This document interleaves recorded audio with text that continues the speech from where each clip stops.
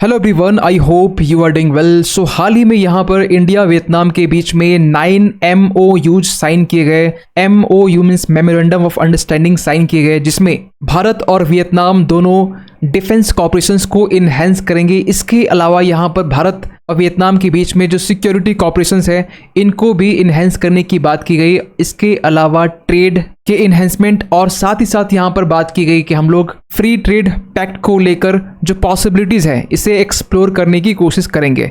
ऐसे वियतनाम के PM जो चीन है, इन्होंने यहाँ पर साफ साफ ये कहा है। और भारत की तरफ से PM मोदी ने यहाँ पर ये साफ साफ कहा, चाइना को टारगेट करते हुए कि जिस तरीके से चाइना आज के टाइम में साउथ चाइना सी में अग्रेसिवनेस दिखाता है, चाहे फिलीपींस की बात हो, वियतनाम की बात हो, चाहे अदर आइलैंड कंट्री की बात हो, चाइना हमेशा साउथ चाइना सी में अपना डोमिनेंस बना कर रखना चाहता है और इसके लिए चाइना अपने पावर को एक्सपेंड कर रहा है। और इसके लिए यहाँ पर साफ साफ PM मोदी ने यह कहा कि चाइना जिस तरीके से आज के टाइम में एक्सपेंड कर रहा है, भारत एक्सपेंशनिज्म की जो पॉलिसी है इस पर बिलीव नहीं करता। ये साफ साफ कहीं न कहीं चाइना को टारगेट किया जा रहा था। लेकिन हम बात करें वियतनाम के बारे में, एक ऐसा देश जो कि चाइना से अपना बॉर्डर शेयर करता है, जिसकी कैपिटल हनोई है। लेकिन जब हम बात करते हैं इंडिया वियतनाम के रिलेशंस को लेकर, तो सबसे बड़ा एक इम्पॉर्टेंट जो पिलर है वो बन जाता है डिफेंस कॉर्पोरेशंस को लेकर, जिसके बारे में मिनिस्ट्री ऑफ एक्सटर्नल अफेयर्स ने यहाँ साफ साफ कहा था कि defence collaboration between India and Vietnam is a very important pillar. और ये बात कही गई चाइना के रेफरेंस में, और इसी के लिए यहाँ पर डिफेंस कॉर्पोरेशंस के लिए इंडिया ने वियतनाम को $300 मिलियन का क्रेडिट लाइन जो है एक्सटेंड किया है। आपको बता दें कि जो क्रेडिट लाइन है, मतलब ये कि वियतनाम $300 मिलियन में जितने अमाउंट वियतनाम यूज करेगा उसी के इंटरेस्ट वियतनाम को पे करने होंगे। और इसके लिए इसके पहले भी हमने वियतनाम को $100 दिए हैं, लेकिन अब इस बार यहाँ पर $300 मिलियन जो है डिफेंस कॉर्पोरेशंस के लिए यहाँ पर एक क्रेडिट लाइन दी गई है। यही नहीं, यहाँ पर इंडिया वियतनाम अपने स्ट्रेटेजिक टाइज के लिए एक एक्शन प्लान भी अडॉप्ट कर रहे हैं, और इस एक्शन प्लान में यहाँ पर इंडिया वियतनाम का हेल्प करने वाला है। हर तरीके से जो कॉपरेशंस है इन मल्टीपल एरियाज इसे बूस्ट करने वाला है, चाहे वो कॉपरेशंस मैरीटाइम सिक्योरिटी को लेकर हो, या फिर एग्रीकल्चर को लेकर हो, या फिर कस्टम्स को लेकर हो।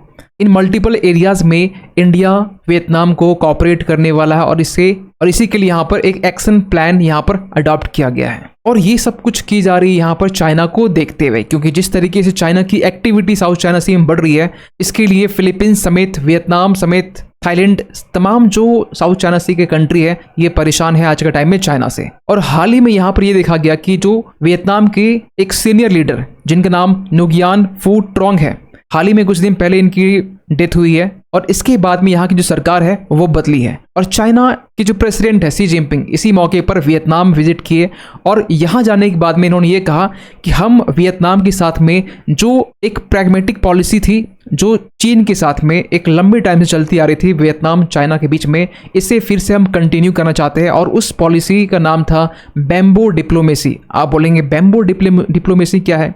बैम्बो डिप्लोमेसी बेसिकली वियतनाम की एक लीडर जो हाल ही में जिनकी डेथ हुई है, कम्युनिस्ट पार्टी जनरल सेक्रेटरी नुगियान फू ट्रोंग, जो 2021 के टाइम में एक बात कही थी कि जिस तरीके से बैम्बो होता है, जिनके स्ट्रॉन्ग रूट्स, स्टाउट ट्रंक और फ्लेक्सिबल ब्रांचेस होते हैं, उसी तरीके से यहाँ पर यह कहा गया कि जो वियतनाम की जो फॉरेन पॉलिसी है ये बैम्बो डिप्लोमेसी पर डिपेंड करती है। मतलब ये इन शॉर्ट कि वियतनाम आज के टाइम में दोस्त ज़्यादा बनाने पर विश्वास करता है और दुश्मन कम रखना, और इसके लिए वियतनाम अपने स्ट्रेटेजिक टाइज और अपने डिफेंस टाइज के लिए इंडिया समेत और भी ऐसे देश है साउथ चाइना सी में जिनके साथ में कॉपरेशंस को बढ़ा रहा है। क्योंकि यहाँ पर आप देख सकते हैं कि जो आर्टिकल पब्लिश हो रहे हैं, Vietnam's bamboo diplomacy shifts into higher gear, और ये higher gear in the sense बात किया जा रहा है कि आज के टाइम में वियतनाम अपने डिफेंस कॉपरेशन और स्ट्रेटेजिक टाइज बाकी अदर कंट्री से यहाँ पर वियतनाम बढ़ाने की कोशिश कर रहा है। और इसी के लिए चाइना यहाँ पर यह कोशिश कर रहा है कि किसी भी तरीके से जो प्रैग्मेटिक पॉलिसी है हमारे साथ में, जो फ्रेंडशिप जो रिलेशंस है उसे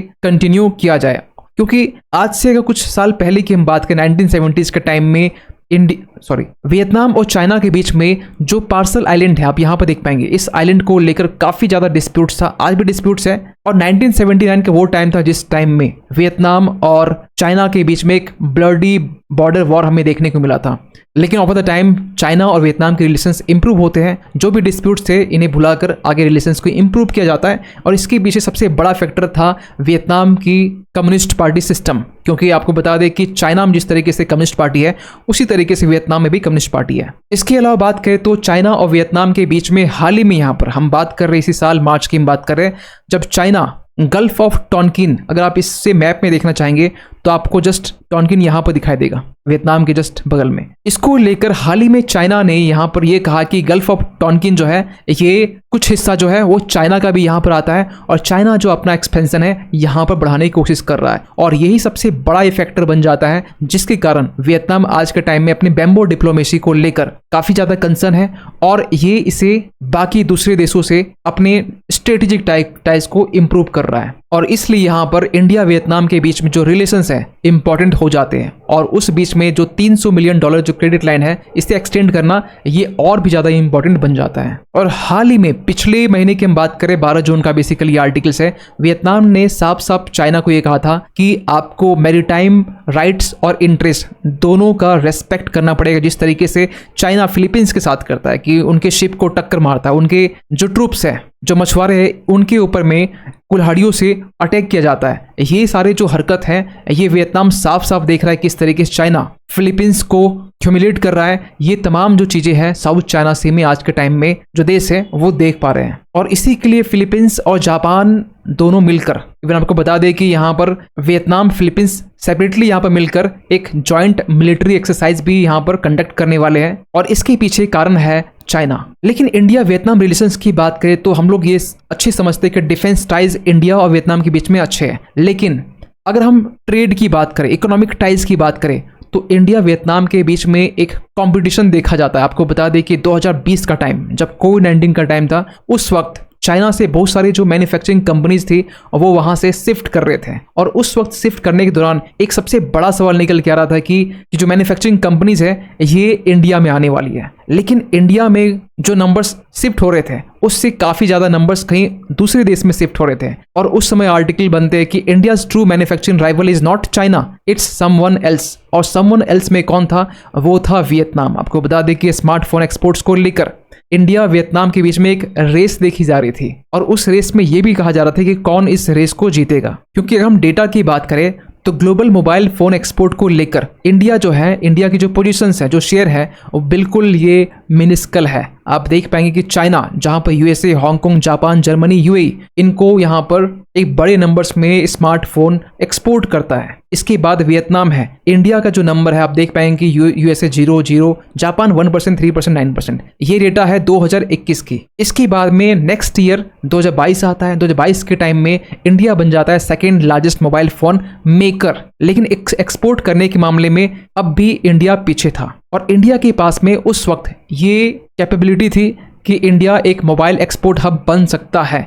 लेकिन दिक्कत आ रही थी यहाँ पर एक कॉम्पिटिटिव टैक्स टैरिफ रेजिम जो चाइना के डोमिनेंस या वियतनाम के डोमिनेंस को काउंटर करने के लिए एक रेसिस्टेंस से काम कर रही थी। लेकिन सरकार कॉम्पिटिटिव टैक्स में काम की, टैरिफ रेजिम पर भी काम की और उसके बाद में अगर 2024 की डेटा की हम बात करें तो यहाँ पर इंडिया 50% जो मार्केट है, जो चाइना और वियतनाम जहां पर फॉल कर रहे थे उसे कैप्चर कर चुका है। आपको बता दें डेटा की बात करें तो इंटरनेशनल ट्रेड सेंटर ITC की हम बात करें तो इसके अकॉर्डिंग चाइना आज के टाइम में भी मोबाइल एक्सपोर्ट के मामले में नंबर 1 में है, क्योंकि 2023 की हम बात करें तो चाइना 136 बिलियन डॉलर ये एक्सपोर्ट कर रहा था, लेकिन 24 में आते आते 132 हुआ, 2.8% डिक्लाइन देखा गया। लेकिन वियतनाम की बात करें तो यहाँ पर 31.9 मिलियन 2023 के टाइम में था, 24 में ये नंबर घटकर 26.27 बिलियन हो चुका है। मीन्स 5.6 बिलियन जो रिडक्शन है वो देखा गया। जो चाइना और वियतनाम में जो रिडक्शन देखे गए वो चीज़ें यहाँ पर इंडिया को एडवांटेज मिलता है और यहाँ पर 50% जो फॉल